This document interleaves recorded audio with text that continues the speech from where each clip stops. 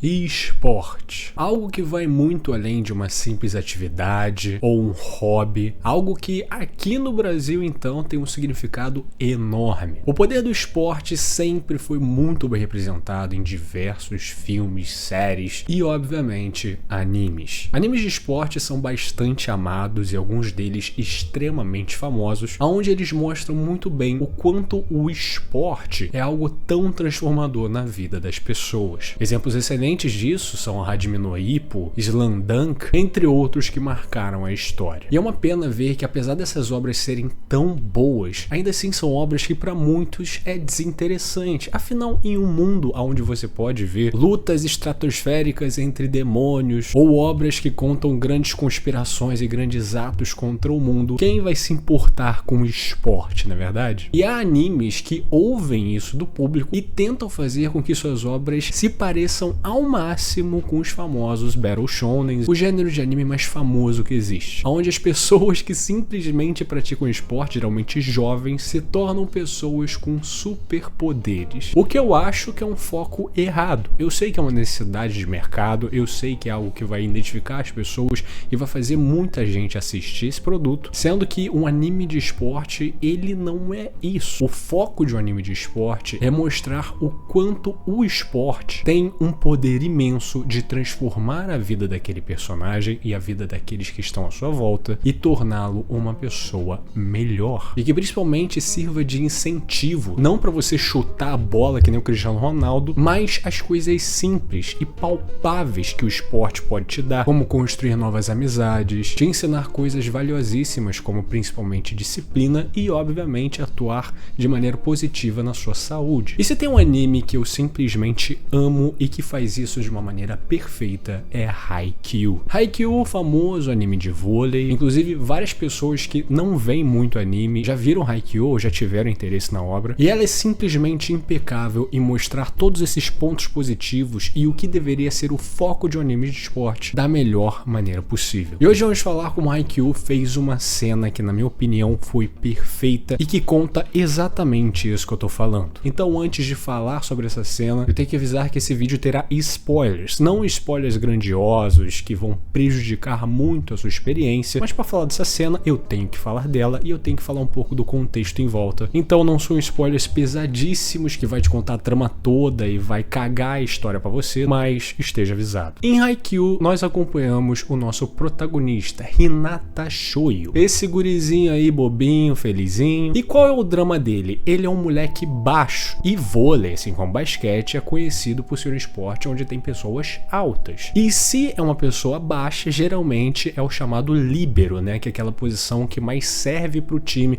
é uma posição que não pode atacar, basicamente. Porém, ele quer ir contra tudo e todos no momento que ele decide ser um atacante no vôlei. Ele quer disputar com os grandes e ele faz isso com muito trabalho duro e com a sua impulsão abissal. O bicho pula alto, sendo que obviamente não é um caminho fácil. Ele coleciona muitas frustrações na sua jornada. Então, em determinada hora, ele tem que escolher um colégio para ele cursar seu ensino médio e ele escolhe o colégio Karasuno. Esse colégio teve uma tradição histórica com o vôlei colegial, sendo que o motivo de Hinata ter escolhido esse colégio e o motivo pela qual esse time foi vitorioso no passado foi por causa da existência de um rapaz que ficou conhecido como Pequeno Gigante. Um cara que, assim como Hinata, era baixinho e parecia ser inofensivo, mas o bicho era bom no que fazia. Isso mostrou por Hinata que até alguém baixinho como ele poderia abalar nas quadras de vôlei. E não só ele vai pro Karasuno, mas também uma outra pessoa que é meio que o oposto dele. Enquanto Hinata, ele se preza pelo esforço, pela dedicação e sempre aprendendo de um jeito alegre e descontraído, do outro lado vem um grande talento, um moleque que é uma promessa, um prodígio, um cara mais sério, ríspido e até meio chato, que ficou conhecido como o Rei. Esse era o apelido dele quando mais jovem. E as pessoas imaginavam que isso era uma coisa boa, né? Pô, o cara ser o rei da quadra quer dizer que ele é fodão. Mas, na verdade, esse apelido foi dado pelo seu próprio time, porque simplesmente o moleque era um fominha. Ele era um cara que não trabalhava bem em equipe, ele não trabalhava bem em grupo.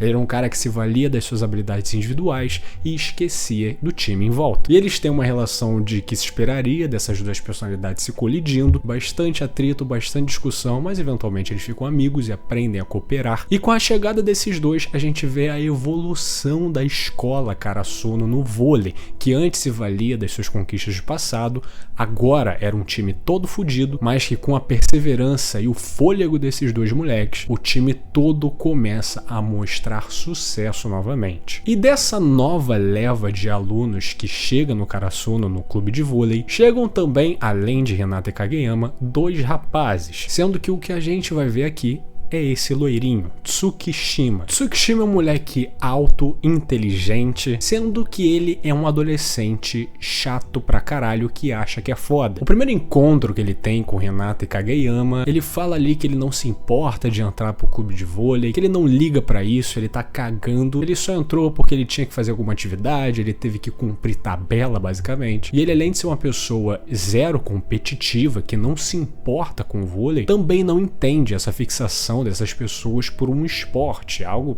trivial. Então, assim como o Kageyama no começo, Tsukishima vira um antagonista deles dois, porque ele é um cara que vai contra tudo o que esses dois acreditam. Por mais que as personalidades deles sejam diferentes entre si, ainda assim os dois são competitivos, os dois querem ganhar. Mas quando entra esse moleque que não quer porra nenhuma e que fala com autoridade e que descredencia os objetivos deles, aí meio que eles acham um inimigo em comum. E o que mais irritante ainda é que o moleque é bom, ele tem potencial, ele é alto e ele é um ótimo bloqueador, né? Defensivamente o moleque é pica. Até porque com a inteligência dele e raciocínio rápido, ele consegue ser, além de um cara simplesmente alto, que conseguiria bloquear as bolas, ele também consegue ler as jogadas com inteligência e fazer o que ele tem que fazer. E com o tempo ele vai alterando um pouco essa mentalidade, convivendo com o grupo, ele pelo menos não quer mais influenciar negativamente. Ele fala, tô no time, bora vencer, mas também, se perder, meio que foda-se. Basicamente, essa é a mentalidade dele. E sempre quando ele acha que ele tá curtindo demais o time ou ele tá melhorando como jogador de vôlei, ele sempre repete um mantra na sua cabeça. Isso aqui é só um clube, é só um time, isso aqui é só um período da escola, nada disso significa absolutamente nada. No futuro eu vou esquecer de tudo. Ele sempre fala isso meio que menosprezando e não se deixando sentir o que é ter a experiência de ser um jogador de vôlei, de competir em campeonatos e tudo mais. A cena em questão ocorre na terceira temporada. Essa é a temporada que cobriria um dos maiores confrontos da escola Karasuno, a grande final contra o time Shiratorizawa, um dos times mais fortes de todo o Japão, pelo simples fato deles terem um dos melhores atacantes de toda a nação, um cara chamado Ushijima. Esse time e esse cara foram cozinhados por bastante tempo no anime, então esse momento seria o ápice, o clímax, a grande final. E essa terceira temporada é basicamente dedicada de maneira completa para a final, uma temporada inteira resumida em uma partida. Então a construção até essa final é o seguinte: tem um arco onde eles fazem uma expedição a Tóquio,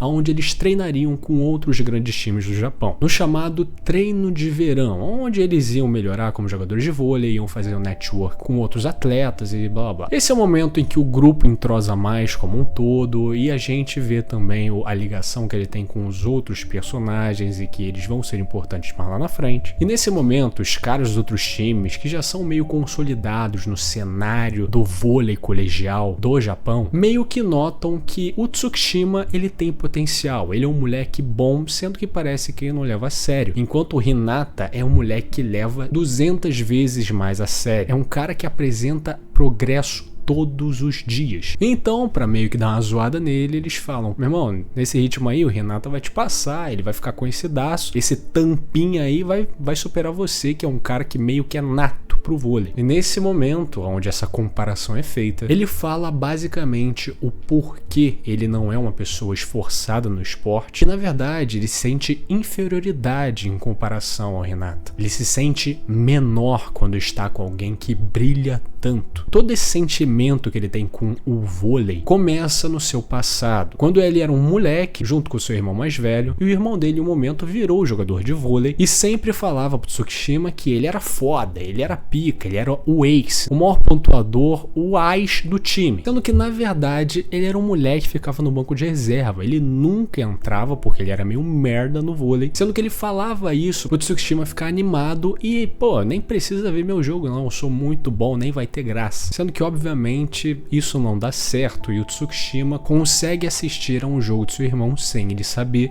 e ele vê a dolorosa verdade. Quando ele viu isso, viu que seu irmão teve que se humilhar tanto só pra sustentar uma mentira e tudo tinha a ver com aquele time, com aquele esporte, a cabeça dele agiu de uma maneira que, tipo, se eu me apegar a isso, vai ser errado. Vai acontecer a mesma coisa que aconteceu com meu irmão. Eu vou ter que viver com esse trauma. E por isso, ele passou de uma criança sorridente e normal para uma criança com baixa autoestima, um complexo de inferioridade. E um moleque até babaca pelo fato de que ele não se propunha a entender o porquê as pessoas gostavam tanto do esporte como um todo. Sendo que quando ele conta a história triste, ele pergunta para os outros atletas: que momento você gostou de jogar vôlei? Que momento vocês viram que isso era a vida de vocês, que vocês se viciaram? Por que vocês se importam tanto com isso? E o Bokuto, esse malandro aí, fala para ele que não é necessário pensar muito, porque existe um momento, um único momento, em que você sabe que você viciou nesse esporte. Então Tsukishima vai embora com esse pensamento. Até que o torneio começa, eles vão passando de fases até que chega a grande final. A partida é extremamente acirrada e se você não conhece um pouco das regras do vôlei, geralmente tem 5 sets. Então quem fizer 3 sets primeiro ganha. E cada set vai até 25 pontos, sendo que no vôlei o ganhador tem que ter 2 pontos de diferença do perdedor. Então se chegar um momento onde os dois times têm 24, eles têm que ir a 26. Se os dois chegarem a 26, eles têm que ir a 28 e assim sucessivamente. Eles já tinham perdido o primeiro set, já estavam no segundo e agora eles já estavam no 29-29. Ou seja, uma partida extremamente acirrada, aonde ganhar esse set definiria muita coisa, porque assim ficaria 1-1 e não 2-0, o que seria muito mais difícil de recuperar. E além disso, vôlei é um esporte que cansa pra cacete, né? Então dá pra dizer que nesse momento ambos os times estavam exaustos, mas com aquela gana de vencer. Vamos vencer, vamos resistir. Então quando o Karasuno abre 30-29, se eles fizerem esse ponto, eles ganham, a cena acontece. O saque é servido, Shira Torizawa consegue pegar sem dificuldade, então o levantador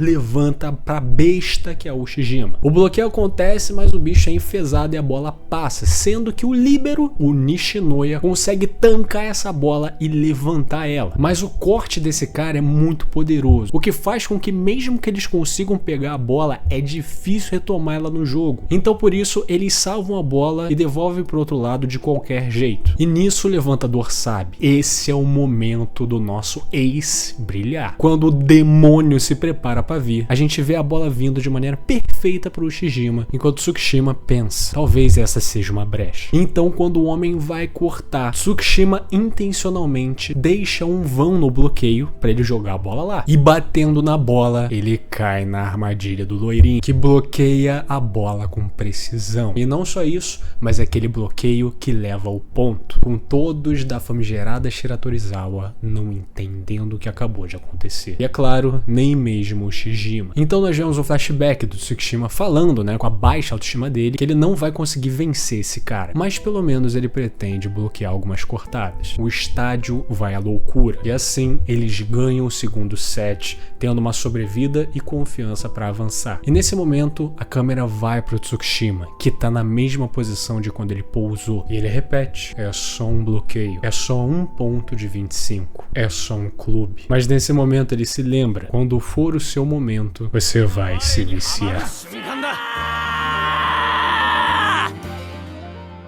Todo mundo se surpreende com essa catarse do Tsukishima, que nunca tinha sido tão emotivo em alguma jogada, nunca tinha expressado suas emoções para com aquele esporte, e é com esse grito de vitória, que vem do âmago do ser, faz essa cena se tornar uma das melhores que eu já vi em um anime. Essa cena não é só boa pelos seus aspectos técnicos, né? Uma ótima animação, uma ótima dublagem, uma ótima direção, mas ela resume e explica tudo o que é Haikyuu. Haikyuu e tudo que eu falei lá na introdução. Esse é o real poder de um esporte. A gente tá vendo um desenvolvimento sutil e ao mesmo tempo tão gritante de um personagem coadjuvante, um personagem secundário da obra, explicando sem precisar dizer que esse garoto traumatizado tinha uma personalidade completamente errática e totalmente fechada, com 1 milhão de crenças limitantes, com aquele mantra: isso é só um clube, isso é só um esporte, nada disso significa porra nenhuma. E nesse momento ele vê toda essa vida que ele criou, toda essa personalidade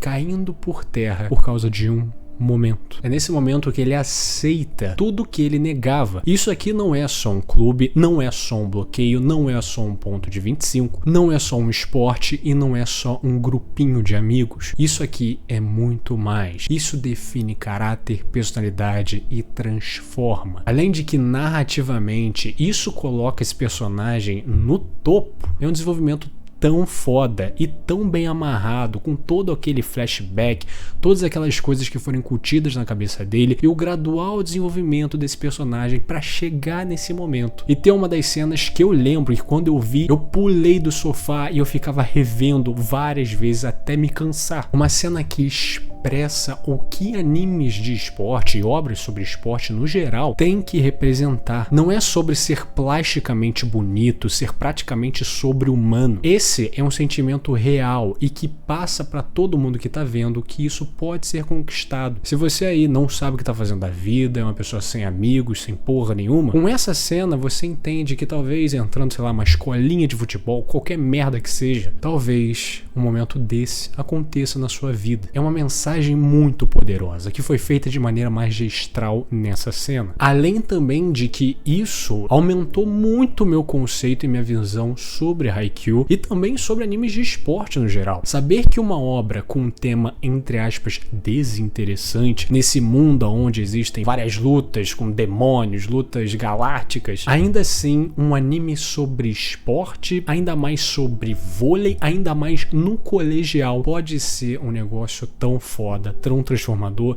e tão inspirador. Se você chegou até aqui, meu muito obrigado. Lembre-se sempre, curta, comente, compartilhe e se inscreva no canal, isso me ajuda demais. Um agradecimento especial para Otávio Caetano, Guilherme Paiva, Alisson Rodrigues, Arthur Zambolini, Tauá, Guaxinim Gamer, Maze, Namikaze, Bruno Zanarella, Zero, Empty Skull, Gabi, Matheus Siqueiro, Rian Charles, Buruburu, Jackson Douglas, Vascaíno, Gustengelk, João Pedro Kozlowicz, Gabriel Zardo, Ogugas, Francisco Júnior, Wev, Ian Vinícius, Lucas Fernando, Guilherme Xavier, Jonas Fagundes, Gabriel Fraga, Zero Zac, a rosca dele, seu arrombar, Vinícius Lopes e Eu Fico Fraca. Sim, isso é um nome. Eles são os membros do canal, muitíssimo obrigado pelo seu apoio, vocês são fodas demais. E se você quiser ser que nem esses paladinos de Inferno de Dante, considere ser um membro também. É uma qualquer cervejinha que você deixa de beber no mês, então assim, se tiver sobrando sua carteira, por favor, considere. Tchau, tchau.